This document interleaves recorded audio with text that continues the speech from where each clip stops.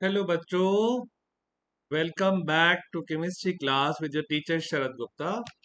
बच्चों, आज का टॉपिक जो हम ले रहे हैं वो इलेक्ट्रोकेमिस्ट्री में बहुत इंपॉर्टेंट टॉपिक है और इसका नाम है कोरोजन इन मेटल्स। राइट बच्चों? तो कोरोजन इन मेटल्स, जैसा कि बच्चों आप पिक्चर में देख रहे हैं कि आयरन नेल्स हैं और अच्छे से ये ब्राउन होके पड़ी हैं। तो ऐसे करके काफी सारे सीन्स हमको डेली लाइफ में, रूटीन लाइफ में इधर उधर देखने को मिल जाते हैं। कुछ और पिक्चर देखिए बच्चों।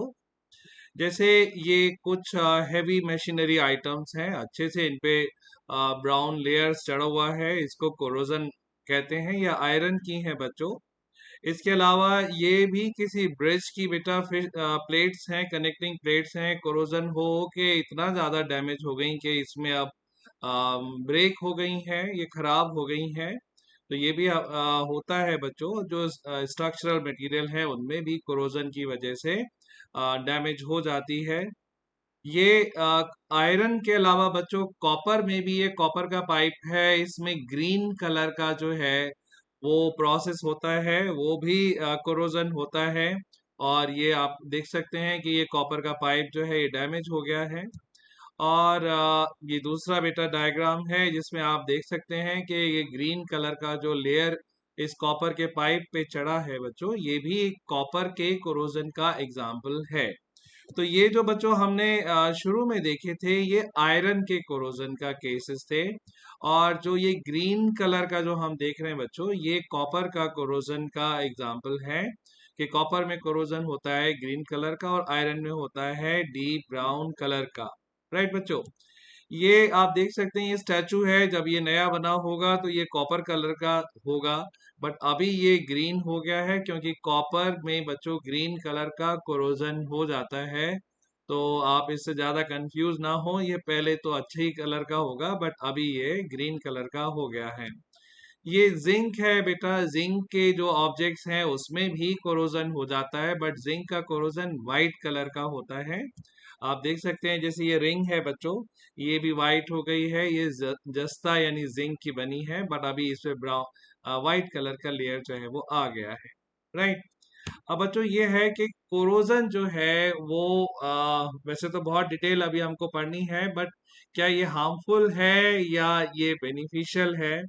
तो मुझे नहीं लगता है इसमें बहुत कुछ कहने की जरूरत है, अगली पिक्चर से आपको बिल्कुल क्लियर हो जाएगा बच्चों।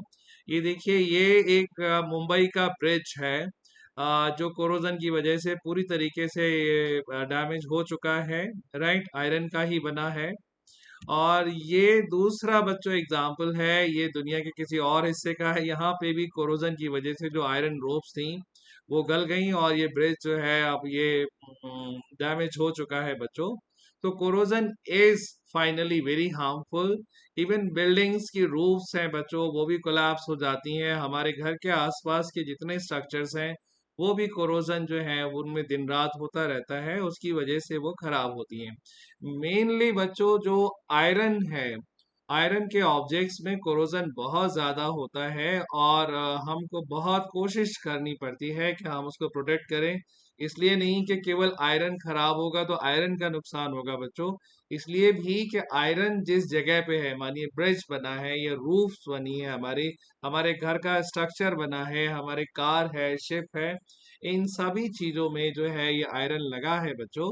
तो अगर वो आयरन खराब हो जाएगा तो बड़ा एक्सीडेंट और डैमेज भी हो सकती है। राइट? अब कोरोजन के बच्चों अगर ये इतना खराब है तो हमको डिटेल भी पढ़ना पड़ेगा कि इसके कारण क्या है। राइट? कारण है बच्चों ऑक्सीजन जो हवा में होती है, वाटर जो कि मॉइस्चर हवा में ही होता है बच्चों, इतना काफी होता है इसके लिए, और मेटल का रिएक्टिव होना जरूरी है, और पॉल्यूशन अगर है वहां पे तो कंपलसरी तो नहीं है, लेकिन पॉल्यूशन के होने से बच्चों कोरोजन कई गुना बढ़ जाता है। राइट? ये हमने डायग्राम बच्चों छोटी क्लासेस में पढ़ रखा है, लेकिन एक बार फिर से मैं आपको रिवाइज करवा देता हूँ बच्चों कि जिससे आपको और अच्छा क्लियर हो जाएगा। पहले डायग्राम में बच्चों ये आयरन नेल आधी पानी में है आधी हवा में है, और इसमें अच्छे से आप देख सकते हैं कोरोजन हो गया है, राइट। यानी नेल भी है, यानी मेटल जिसका कोरोजन होना है, हवा भी है और पानी भी है, इन तीनों को मिला के कोरोजन होगा। दूसरे में देख सकते हैं बच्चों, नेल के साथ में वाटर तो है, लेकिन ऑयल लेयर की वजह से अब हवा कांटेक्ट में नहीं आ रही है। तो कंफर्म हो गया कि भाई यहाँ पे अगर हवा नहीं मिली तो कोरोजन नहीं हुआ, तो हवा का होना बहुत जरूरी है, राइट बच्चों। और तीसरी टेस्ट ट्यूब में दिखा रखा है कि भाई हवा तो है, लेकिन कैल्शियम क्लोराइड के एनहाइड्रस क्रिस्टल्स यहाँ पे दे रखे हैं। इससे प्रूव होता है बच्चों कि यहाँ पे एनहाइड्रस कैल्शियम क्लोराइड जो है वो मॉइस्चर को एब्जॉर्ब कर लेंगे। तो मॉइस्चर नहीं होगा तो यहाँ पे कोई भी कोरोजन नहीं होगा, राइट बच्चों। तो यानी हवा भी चाहिए, पानी भी चाहिए, और जिस मेटल का कोरोजन होना है वो भी चाहिए। अब बच्चों ये हम तो इलेक्ट्रोकेमिस्ट्री पढ़ रहे हैं, तो इसमें इलेक्ट्रोकेमिस्ट्री का एंगल है। आप इस डायग्राम को थोड़ा सा समझ लीजिए डिटेल में, अगली स्लाइड में आपको बताऊंगा। ये ग्रे कलर का एक आयरन ऑब्जेक्ट है, राइट। और जो स्काई ब्लू कलर का दिखा रखा है बच्चों, इसमें एक वाटर का लेयर है, यानी पानी का होना बहुत जरूरी है। और जो ये ब्राउन ब्राउन दे रखा है बच्चों, यानी रस्ट होने के बाद में, या रस्टिंग बेटा आयरन के केस में कोरोजन को स्पेशली हम रस्ट कहते हैं, और बाकी मेटल्स में हम रस्ट वर्ड यूज नहीं करते हैं। तो यहाँ पे आप देख लीजिए कि आयरन का कोरोजन के बाद में जो है वो एक ब्राउन कलर का फॉर्मेशन हो रहा है, जिसको हम रस्ट भी बोलते हैं। और एक साइट है जो एनोड की तरह काम कर रही है, दूसरी साइट है जो कैथोड की तरह काम कर रही है। इलेक्ट्रॉन का ट्रांसफर भी हो रहा है, इसीलिए कोरोजन को हम इलेक्ट्रोकेमिकल प्रोसेस मानते हैं बच्चों। डिटेल हम जो है वो रिएक्शन की अगली स्लाइड में देख लेते हैं।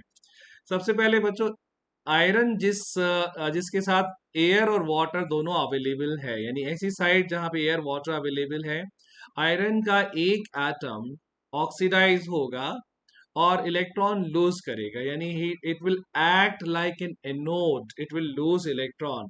अब इलेक्ट्रॉन को अगर रिसीव करने वाला नहीं होगा बच्चों, तो भी ऑक्सीडेशन नहीं होगा। तो there need to be a cathode also. Cathode कहाँ है बच्चों? कैथोड इज दिस के ये ऑक्सीजन जो हमको एटमॉस्फेयर से मिल रही है, और H पॉजिटिव जो वाटर से आ रहे हैं, और कभी कभी ये H पॉजिटिव बच्चों पोल्यूशन से भी आते हैं। तभी मैंने कहा था कि पोल्यूशन ज्यादा होने से ये कोरोजन का प्रोसेस बहुत स्पीडाइट हो जाता है। ये इलेक्ट्रॉन्स को रिसीव करेंगे और वाटर में बन जाएंगे। यानी यहाँ पे बच्चों आयरन ने इलेक्ट्रॉन को लूज किया, याद कर लीजिए Fe solid is equal to Fe2 positive plus 2 electron, और यहाँ पे ऑक्सीजन और H पॉजिटिव ने इलेक्ट्रॉन को गेन किया और वाटर बन गए, राइट। तो एनोड रिएक्शन भी है और कैथोड रिएक्शन भी है। अब यहाँ पे बच्चों आयरन 2 पॉजिटिव बना, लेकिन आयरन 2 पॉजिटिव रस्ट नहीं होता है, इसका कुछ और भी होगा। क्या होगा बच्चों? आयरन 2 पॉजिटिव बना, आप गौर से देखिए बच्चों, इसमें एक्वस लिखा है, राइट। यानी अब ये अपने पूरे सॉलिड स्ट्रक्चर का पार्ट नहीं है, इसने वहां से छोड़ दिया और ये उस स्ट्रक्चर से बाहर निकल के आ गया। अब ये सॉल्यूशन का पार्ट हो गया, यानी वो स्ट्रक्चर जिसमें ये आयरन पहले सॉलिड स्टेट में था बच्चों, अब इसे छोड़ के बाहर आ गया है। तो अब ये स्ट्रक्चर को कर दिया इसने कमजोर, क्योंकि iron now is not in solid state, iron is right now in aqueous state, 2 positive aqueous, right बच्चों। ये क्या करेगा? इसका और ऑक्सीडेशन होगा। कौन करेगा? वही बच्चों जो ऑक्सीजन हवा से आ रही है और जो वाटर वहां मॉइस्चर अवेलेबल है। तो ये Fe2 पॉजिटिव और ऑक्सीडाइज होगा और Fe2O3 में कन्वर्ट हो जाएगा। Fe2O3 में आयरन 3 पॉजिटिव स्टेट में होता है बच्चों। तो इस तरीके से फेरस यानी कि आयरन 2 पॉजिटिव कन्वर्ट हो गया फेरिक यानी आयरन 3 पॉजिटिव स्टेट में। Fe2O3 क्या करेगा बच्चों? Fe2O3 कुछ वाटर मॉलिक्यूल को और अपने साथ जोड़ेगा और बन जाएगा Fe2O3.XH2O। हाँ बच्चों, याद कर लो इसको कि अगर कोई पूछे रस्ट का क्या फॉर्मूला है, भाई आयरन में जो ब्राउन ब्राउन दिखता है जिसको हम रस्ट बोलते हैं, इसका क्या फॉर्मूला है? इसका फॉर्मूला है Fe2O3.XH2O, राइट। ये बन गया अब आपको आयरन में ब्राउन चीजें दिखाई देना शुरू हो जाएंगी और इसके बनने से आयरन का स्ट्रक्चर हो जाएगा कमजोर, क्योंकि अब वो आयरन जो सॉलिड स्टेट में था बच्चों वो से बाहर निकल के आ गया और उससे हमारा स्ट्रक्चर धीरे धीरे कमजोर होता जाएगा, राइट। कोई पूछे अगर बच्चों आपसे कि ये पूरा प्रोसेस इलेक्ट्रोकेमिकल प्रोसेस क्यों है, देखो बच्चों यहाँ पे फिर से देख लो, हमारे पास इलेक्ट्रोकेमिकल प्रोसेस में नोड होना चाहिए, कैथोड होना चाहिए, एनोड पे ऑक्सीडेशन होना चाहिए, कैथोड पे रिडक्शन होना चाहिए। देख लो यहाँ पे आयरन का ऑक्सीडेशन हो रहा है, राइट, इसलिए ये बच्चों एनोड की तरह काम कर रहा है क्या। और यहीं पे दूसरी साइड पे बच्चों ऑक्सीजन और H पॉजिटिव जो है इलेक्ट्रॉन को गेन कर रहे हैं, इसलिए ये कैथोड की तरह वर्क कर रहा है। अगर दोनों के स्टैंडर्ड इलेक्ट्रोड पोटेंशियल को बच्चों में ऐड कर दूं तो यहाँ पे आप एक ई नॉट सेल निकाल सकते हैं, राइट बच्चों, आप जरूर कॉपी पेस्ट को निकालिएगा। E naught cell is equal to E naught cathode minus E naught anode, और ई नॉट कैथोड की जगह लगाइएगा ऑक्सीजन की रिएक्शन का वैल्यू 1.23। कर लो बच्चों अपनी अपनी कॉपी पे इसको, ई नॉट कैथोड इज 1.23 और ई नॉट एनोड जो है वो -0.44।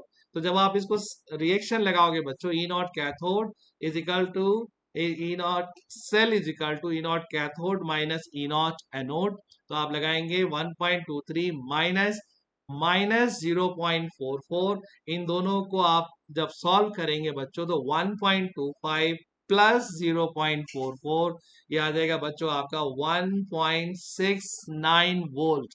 यानी कि कोरोजन जो है बच्चों एज ए एक गैल्वेनिक सेल की भी तरह वर्क कर रहा है, इसमें भी एक इलेक्ट्रोकेमिकल पोटेंशियल जो है वो सेल पोटेंशियल डेवलप हो जाता है, राइट बच्चों। अब आते हैं कि भाई ये सारी रिएक्शन को हम समराइज कर सकते हैं। हाँ बच्चों, इन सारे में रिएक्शन को हमने समराइज कर दिया है। एनोड रिएक्शन हो गई iron solid becoming iron 2 positive plus 2 electron. Cathode reaction हो गई यही इलेक्ट्रॉन ऑक्सीजन और H पॉजिटिव ने गेन करके वाटर बना लिया। एटमॉस्फेरिक ऑक्सीडेशन हो गया जिसके अंदर आयरन 2 पॉजिटिव जो है वो Fe2O3 यानी आयरन 3 पॉजिटिव में कन्वर्ट हो गया, और आयरन 3 ऑक्साइड यानी फेरिक ऑक्साइड प्लस XH2O बन गया बच्चों Fe2O3 XH2 यानी रस्ट या ब्राउन कलर। तो ये जितने भी स्लाइड्स बच्चों आपने देखी यहाँ पे जिसमें ये ब्राउन ब्राउन कलर डिपॉजिट बना हुआ था, ये क्या था बच्चों आपका, ये आपका iron third oxide Fe2O3 dot XH2O ही था, राइट।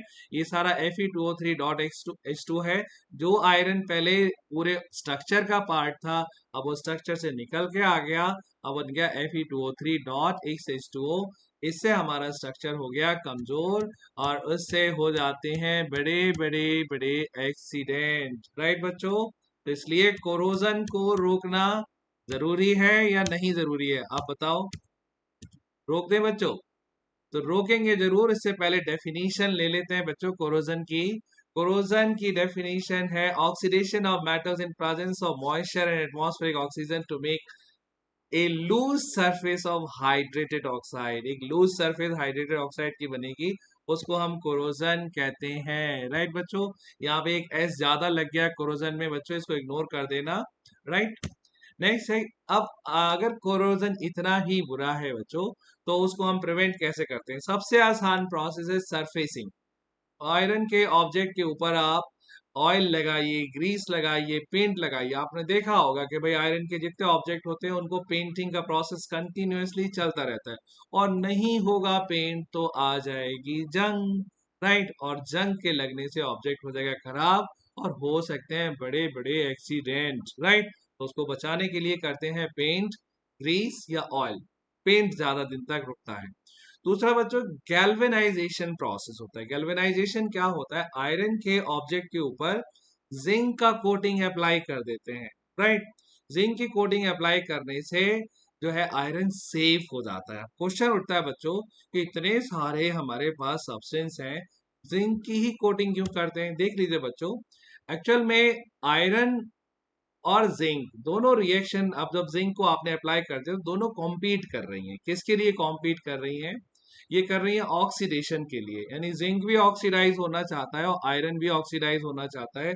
अगर आयरन ऑक्सीडाइज हो गया बच्चों तो हो जाएगा कोरोजन, और अगर जिंक ऑक्सीडाइज हो गया जिसकी हमने सरफेस बनाई है बच्चों ऊपर, तो कोरोजन नहीं होगा।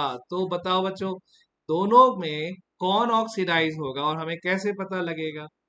जिस भी ऑब्जेक्ट का स्टैंडर्ड इलेक्ट्रोड पोटेंशियल कम होता है उसी का तो ऑक्सीडेशन होता है ना।